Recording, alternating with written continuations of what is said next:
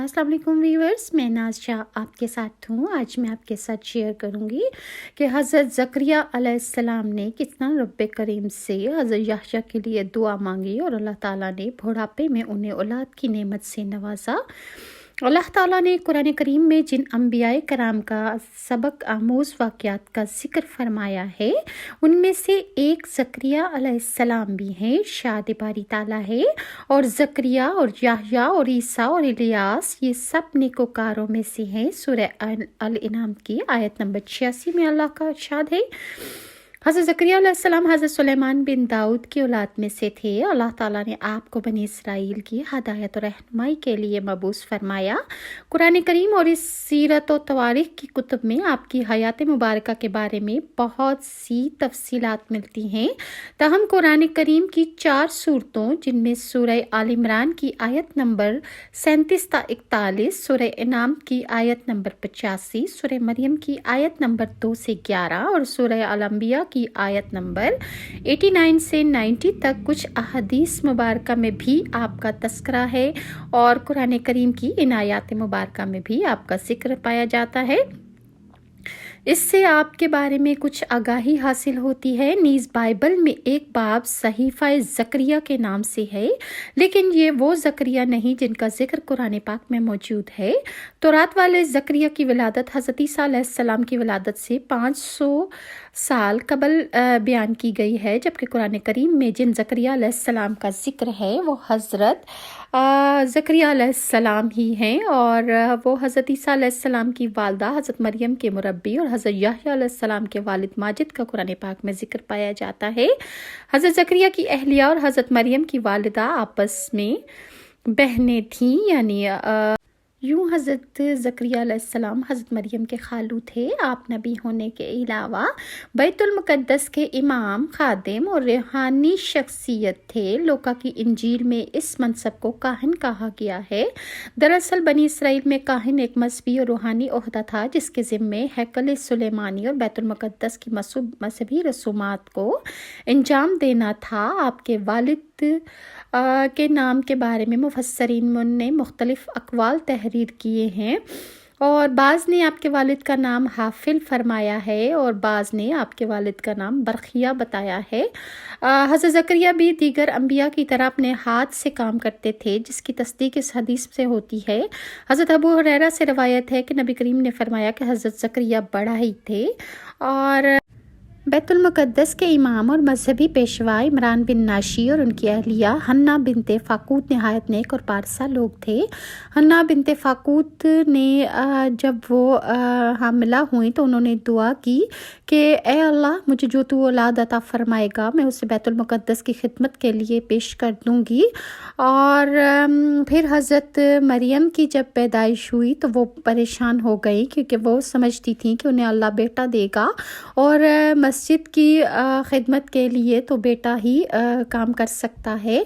और लेकिन जब हज़रत मरियम पैदा हुई तो उन्होंने जो नज़र मानी थी उसका ज़िक्र सूरह आल इमरान की आयत नंबर 35 में भी है कि हन्ना ने कहा कि ए मेरे रब, मेरी शिकम में जो बच्चा है उसे मैंने तेरी इबादतगाह की खिदमत के लिए वक्फ करने की नज़र मानी है। तू मेरी तरफ से कबूल फरमा, यकीनन तू खूब सुनने वाला और पूरी तरह जानने वाला है। लेकिन जब उनके यहाँ बच्ची पैदा होगी तो कहने लगी, मेरे परवरदिगार, मुझे तो लड़की हुई है। उनकी इस गुफ्तगू में हसरत का इजहार था और उज़र भी, और हसरत इस तरह कि मेरी बेटी उम्मीद के बरक्स लड़की हुई, और उज़र यूँ के नज़र से मकसूद तो तेरी रज़ा के लिए खिदमतगार वक्फ करना था और ये काम बेहतरीन तौर पर मर्द ही कर सकते हैं। अब जो कुछ भी है तू इसे जानता है। शोहर हज़रत इमरान का इंतकाल बच्ची की विलादत से पहले ही हो चुका था। आपने अपनी बेटी का नाम मरियम रखा और फरमाया, अल्लाह, मैंने इसका नाम मरियम रखा है। सूरह इमरान की आयत नंबर 36 में अल्लाह का इरशाद है कि उन्होंने कहा कि ए अल्लाह, मैंने इसका नाम मरियम रखा है, मैं इसको और इसकी औलाद को शैतान मरदूद से तेरी पनाह में देती हूँ। हदीस में है कि जब बच्चा पैदा होता है तो शैतान उस बच्चे को छूता है, जिससे वो बच्चा चीखने लगता है, लेकिन अल्लाह ताला ने हज़रत मरियम और उनके बेटे हज़रत ईसा को शैतान के छूने से महफूज कर दिया था। वालदा अपनी नज़र पूरी करने की नीयत से नमौलूद حضرت مریم کو لے کر بیت المقدس پہنچی۔ وہاں مسجد کے مجاور، خادم اور کہن موجود تھے، جن میں حضرت زکریا بھی شامل تھے۔ حضرت مریم کی والدہ نے کہا کہ اس بچی کے متعلق نظر مان چکی ہوں، اب یہ بیت المقدس کی خدمت کے لیے آپ لوگوں کے پاس رہے گی۔ چونکہ وہ حضرت عمران کی بیٹی تھی جو مسجد کے امام اور ایک روحانی بزرگ تھے، لہٰذا سب کی خواہش تھی کہ بچی انہیں مل جائے۔ حضرت زکریا علیہ السلام نے ضد کی کہ بچی ماں کی سگی بہن کے گھر رہنی چاہیے، یعنی خالہ کے گھر ہو تو زیادہ بہتر ہے۔ تاہم قرآن دازی کی گئی تو ہر بار قرے میں حضرت زکریا کا نام ہی نکلا۔ یوں اللہ تعالیٰ نے آپ کو حضرت مریم کا سرپرست بنا دیا اور حضرت زکریا نے بڑے شوق سے ان کی پرورش شروع کر دی۔ انہوں نے حضرت مریم کو اپنے گھر میں رکھا، لیکن جب وہ ذرا سمجھدار ہو گئی تو انہیں مسجد سے متصل ایک حجرے میں منتقل کر دیا، جبکہ رات کو وہ اپنی خالہ کے پاس چلی جایا کرتی تھی۔ حضرت زکریا جب حجرے سے باہر جاتے تو حفاظت کے نقطہ نظر سے باہر سے تالا لگا دیا کرتے تھے، لیکن جب واپس آتے تو یہ دیکھ کر حیران رہ جاتے کہ حضرت مریم کے پاس بے موسم کے انتہائی اعلیٰ قسم کے پھل اور میوجات موجود ہوتے۔ آپ نے ایک دن تعجب اور حیرت سے پوچھا کہ اے مریم، یہ روزی تمہارے پاس کہاں سے آتی ہے؟ وہ بولی، اللہ کے یہاں سے آتی ہے، بے شک اللہ جسے چاہتا ہے بے شمار رزق عطا کرتا ہے۔ اور یہ سورہ آل عمران کی آیت نمبر 36 ہے، اور یہ اللہ تعالیٰ کی دین ہے جو ان کے پاس موجود ہوتی تھی۔ حضرت زکریا کی اہلیہ عیشا چونکہ بانجھ تھی، جس کی وجہ سے وہ بے اولاد تھے، دونوں بوڑھے ہو چکے تھے اور ظاہراً اولاد کے ہونے کے امکانات بھی ختم ہو چکے تھے۔ لیکن جب حضرت زکریا نے حضرت بی بی مریم کے پاس بے موسمی نہایت اعلیٰ قسم کے پھل دیکھے تو آپ کے ذہن میں خیال آیا کہ جب میرا رب بے موسم پھل عطا کر سکتا ہے تو بڑھاپے میں اولاد دینا اس کے لیے کیا مشکل ہے، اور اولاد کی خواہش نے دعا کا روپ دھار کر رب کے حضور مانگنے کی ہمت پیدا کر دی، اور پھر بے اختیار ان کے لبوں پر یہ دعا آ گئی کہ اے میرے رب، مجھے اپنی جانب سے اولاد صالح عطا فرما۔ یہ سورہ آل عمران کی آیت نمبر 38 ہے۔ بے شک اللہ تعالیٰ تو سننے والا اور قبول کرنے والا ہے۔ اللہ رب العزت نے اپنے محبوب نبی کی اس دعا کو قبول فرمایا اور فرشتوں کو حکم دیا کہ فوری جاؤ اور میرے نیک بندے زکریا کو بیٹے کی بشارت دے دو۔ ارشاد ربانی ہے کہ وہ ابھی عبادت گاہ میں کھڑے نماز پڑھ رہے تھے کہ فرشتوں نے آواز دی کہ زکریا، اللہ تمہیں یحییٰ کی بشارت دیتا ہے جو اللہ کے فیض یعنی عیسیٰ کی تصدیق کریں گے اور سردار ہوں گے اور عورتوں سے رغبت نہ رکھنے والے ہوں گے اور اللہ کے پیغمبر یعنی نیکوکاروں میں سے ہوں گے۔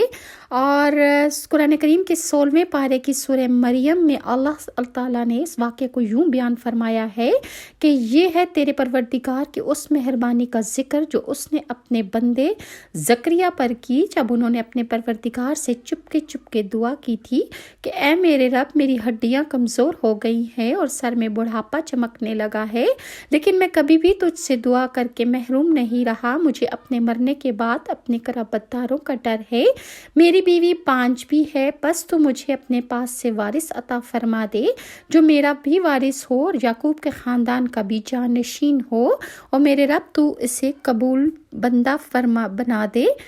اور اللہ تعالیٰ نے فرماتے ہیں کہ اے زکریا، ہم تمہیں ایک بچے کی خوشخبری دیتے ہیں جس کا نام یحییٰ ہے۔ ہم نے اس سے پہلے اس کا ہم نام کبھی کسی کو نہیں کیا۔